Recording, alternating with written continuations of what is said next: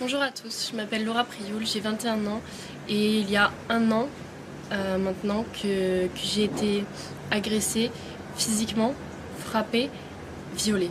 Ça fait un an que je me cache des médias, un an que je me cache de tout le monde, mais que tout le monde parle de moi. Je n'ai jamais parlé parce que je ne voulais pas faire le buzz, parce que j'avais peur, parce que je ne veux pas entendre parler de moi comme ça, parce que je me sens vraiment salie par cette histoire. Tout le monde est au courant, tous mes amis, toute ma famille, tout le monde sait ce qui s'est passé pour moi. Et c'est vraiment très dur à accepter. Donc maintenant, je vais être cash et je vais vous dire ce qui s'est passé sans vraiment rentrer dans les détails. J'étais en boîte de nuit sur Paris. Il se trouve que mon agresseur était aussi là. On a passé une super soirée, vraiment très gentil, à m'inviter à sa table, à boire un verre, etc. Je ne buvais que de l'eau. Lui, il buvait de l'alcool, beaucoup d'alcool. Donc par la suite, il me propose d'aller dans une deuxième boîte de nuit. Je me soucie du fait de comment je vais rentrer chez moi. Il me dit qu'il a des chauffeurs privés, qu'il me fera ramener, etc. Donc très bien. On part pour cette deuxième boîte de nuit.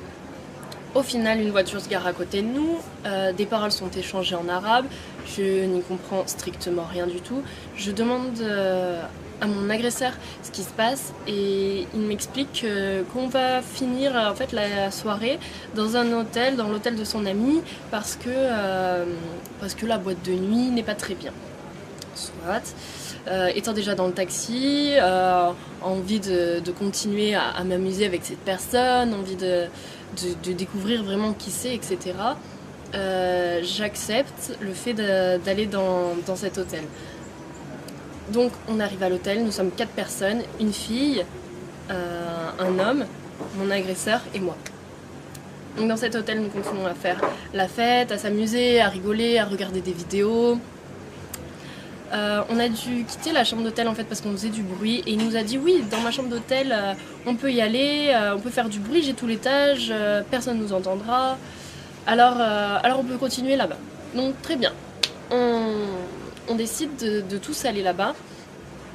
Donc je demande à la fille si elle vient et au mec, ils me disent que oui, qu'ils doivent parler avant, qu'ils vont arriver, qu'ils prendront un autre taxi. Donc nous on descend, on prend un premier taxi, on va à l'hôtel, persuadés que les personnes allaient nous rejoindre à l'hôtel pour continuer cette fête, on va dire. J'y vais sereinement. Donc une fois dans la chambre, on met de la musique.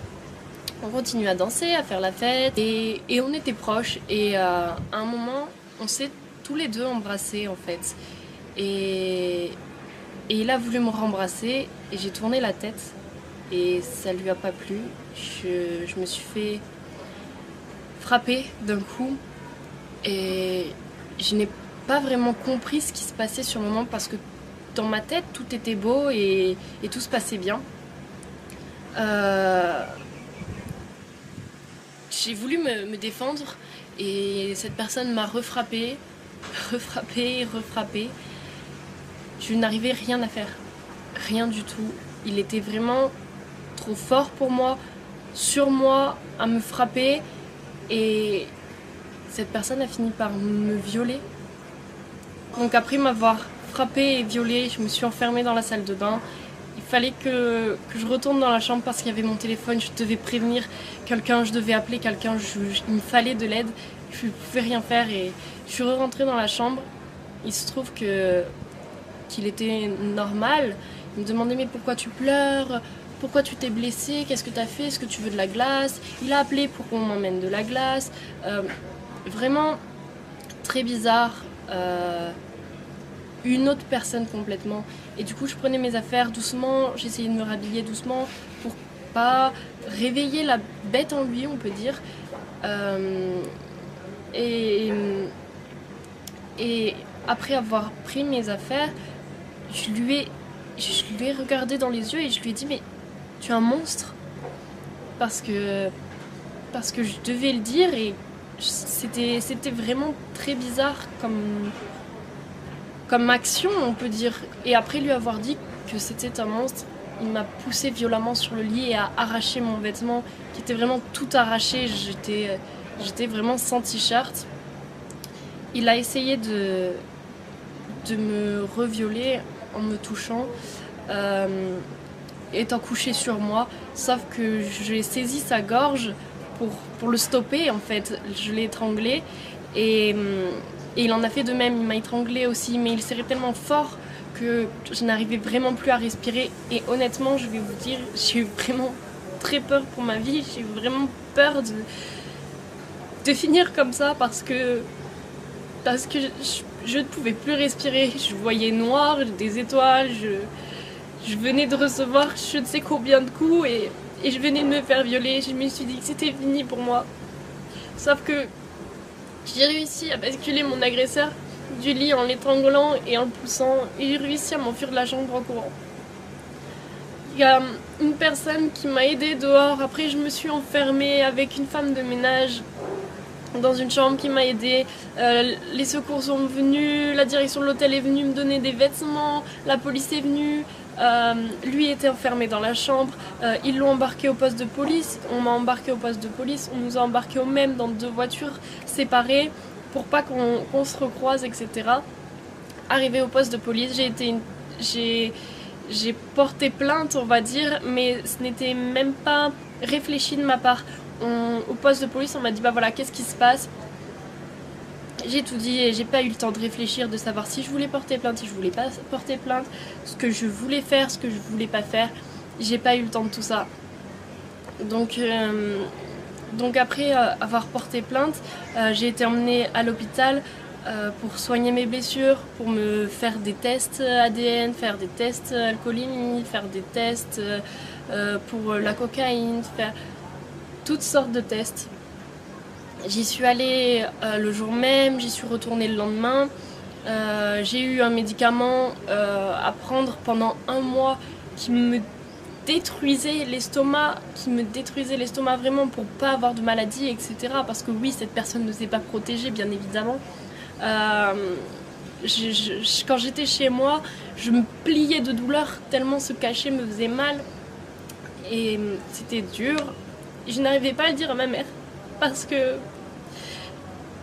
c'est trop dur de dire quelque chose de tel à sa mère. La mère qui a toujours voulu me protéger, qui a toujours voulu me mettre en garde, qui a toujours été là pour moi. Le fait de lui dire « Maman, j'ai été frappée, j'ai été violée », c'est juste pas possible pour moi. Je lui ai jamais dit ce qui s'était vraiment passé. Elle a lu toutes mes plaintes, elle sait vraiment tout ce qui se passe dans tous les détails, mais de moi-même, j'y arrive pas. C'est comme ça, c'est trop dur. Donc, quelques jours après être rentrée chez moi, un blogueur a partagé mon nom dans les médias. Et là,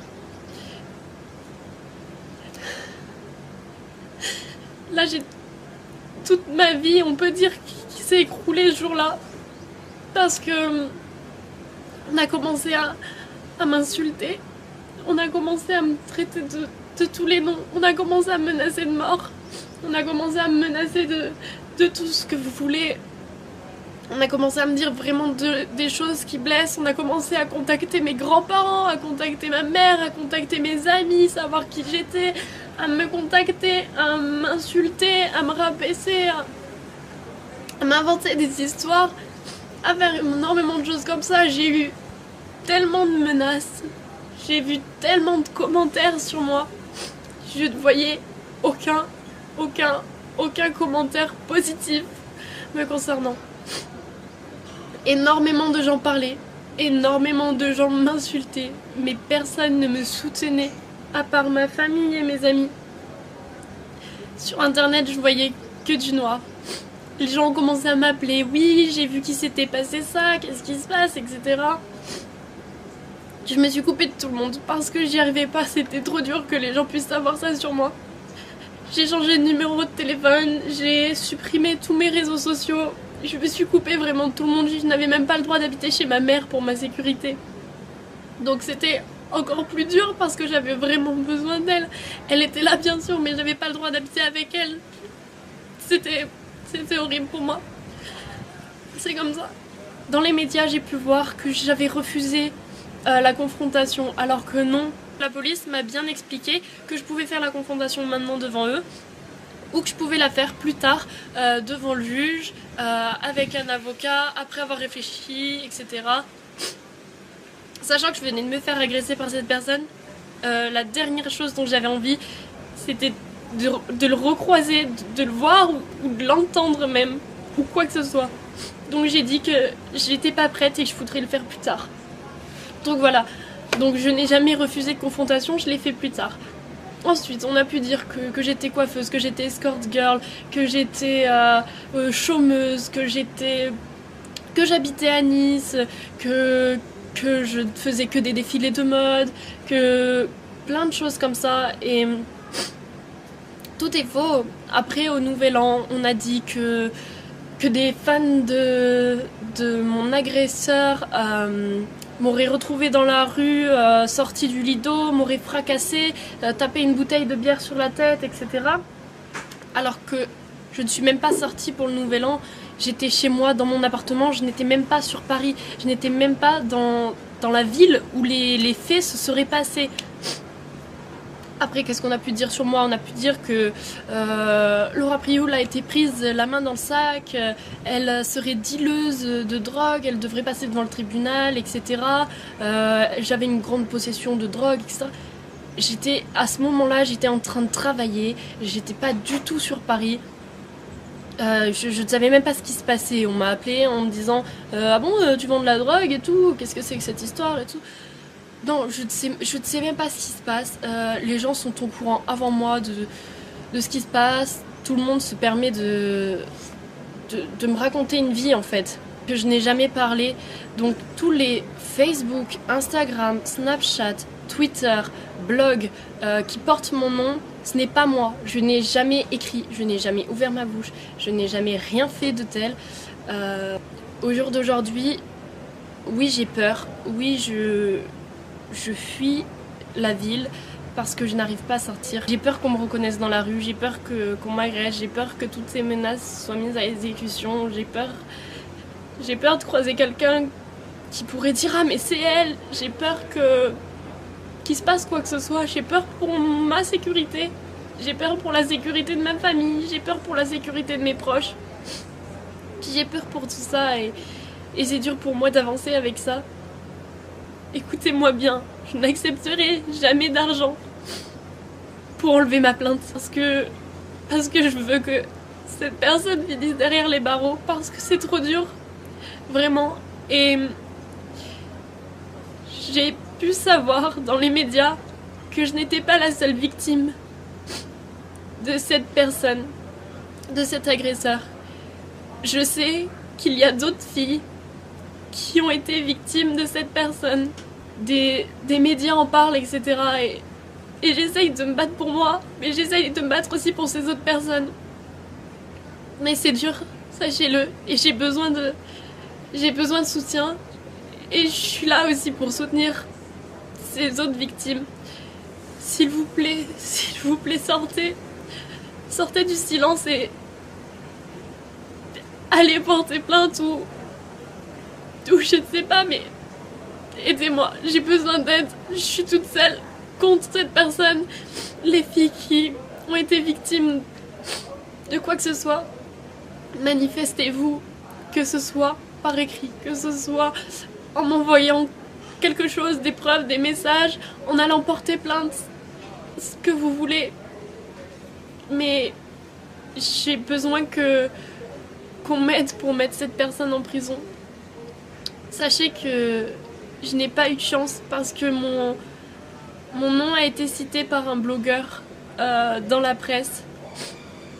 Parce que j'étais avec une connaissance de ce blogueur dans la soirée. Donc de suite, ça a fait un scandale autour de mon nom. Mais en France, vous êtes vraiment protégés. Personne ne pourra connaître votre identité si vous portez plainte. Même votre famille peut ne pas être au courant du fait que vous ayez porté plainte pour telle ou telle raison. Rien ne sera médiatisé, vous n'aurez pas de menaces, vous n'aurez pas de journaux sur le dos, vous n'aurez pas tout ça, vous serez vraiment protégés. J'ai juste besoin de vous, j'ai besoin qu'on se réunisse tous ensemble et qu'on le mette derrière les barreaux parce qu'ils le méritent. C'est tout. C'est tout ce que j'avais à dire. L'adresse que je vais vous écrire, c'est la mienne. C'est la seule sur laquelle vous devez écrire. Voilà, maintenant, j'ai dit ce que j'avais à dire et au fond de moi, je me sens plus soulagée. Les gens ne vont pas avoir qu'une seule version des choses. Voilà.